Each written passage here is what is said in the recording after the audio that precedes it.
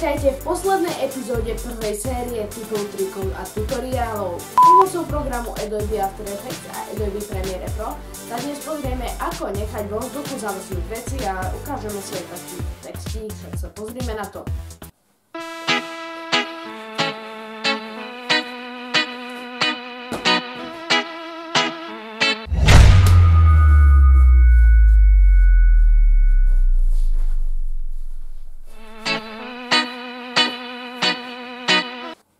Čo už dodať? Pustme sa do toho. Vítajte, som tu znovu pri počítači a hneď začneme s tým, že najprv sme si teda mali vytvoriť klip, ktorý vám ukážem, ako by mal vyzerať normálne, bez strihania a teda ja si vyberiem, ktorú časť chcem vložiť a takto to má vyzerať.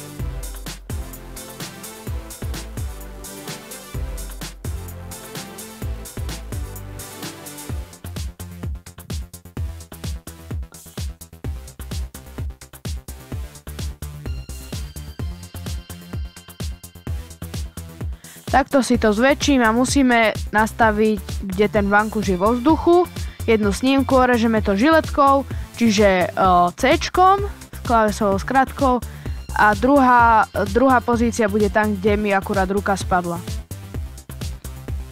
Vytvorím si novú kompozíciu, vytvorím si novú sekvenciu, nazvem si ju ako chcem, dám si tam tú prvú sekvenciu a tam dám Replace with After Effects Composition. After Effects Composition si nazvem hociako, hneď ma to vyzve na uloženie a teraz použijem vlny Shockwaves od Video Copilot a vlastne tieto vlny sú v súbore .mov a tento súbor nie je kompatibilný s mojím After Effectom CS6, preto ich musím prekonvertovať. Na to použijem UMI Video Converter. Dám si to tam, dáme Convert to a MP4. Tam si nazvem ten súbor, uložím, importujem do After Effectu, vložím to do sekvencie a hneď si začnem hľadať efekt Unmold. Je to efekt, ktorý mi vymaže to čierne pozadie. Vložím ho tam. A keďže sme tu urobili chybu, teraz to musíme orezať. Sme tu vynechali takú časť na začiatku. Orežeme to, posunieme a začneme písať text.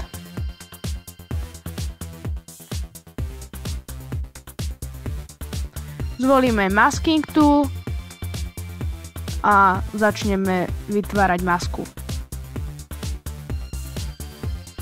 Pôjdeme pod text, tam si dáme mask feather, si zväčšíme na 16 pixelov, to môže stačiť a zvolíme animovanie mask path. Teraz to pekne naanimujeme.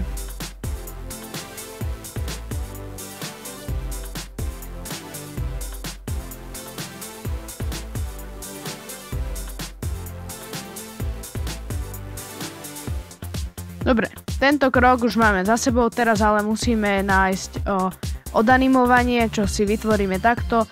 Pôjdem a zvolím efekt. Išiel som teda do efektov, zvolil som si efekt a keď mi nevyhovuje, kedy ten efekt ako ide, tak idem sem, dám Animator 1, posuniem to dole, tu si dáme Range Selector a zvolíme tie diamantíky, posunieme ich tam, kde to chceme mať. Tak, a už to hádam je.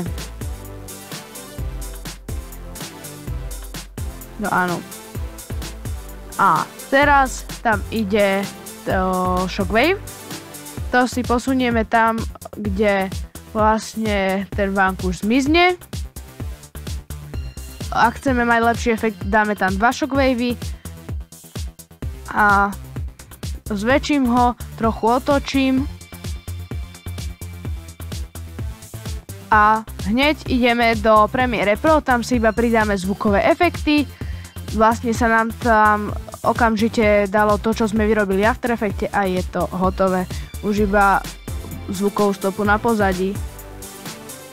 Ja si toto vymážem, aby tam bolo také krásne ticho a ešte aj potom, keď to bude pokračovať, tak by sme to tak pomaly nabiehali.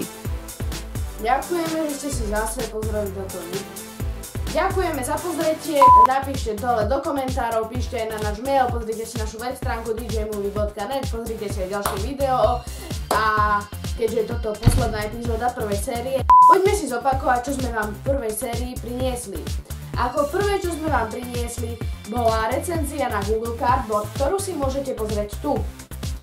Druhé, sme vám ukázali, ako jednoducho vyrobiť Minecraftovú animáciu, to si zase môžete pozrieť tu. V treťom tutoriáli, čo sme vám predstavili, sme vám ukázali, ako nechať vo vzduchu zamrznúť veci, ten je tu. A v štvrtom tutoriáli, ktorý vyšiel len nedávno, sa môžete dozvedieť, ako vyrobiť zvukové vlny, ktorých je tu. Ešte raz ďakujeme za pozretie a dovidenia.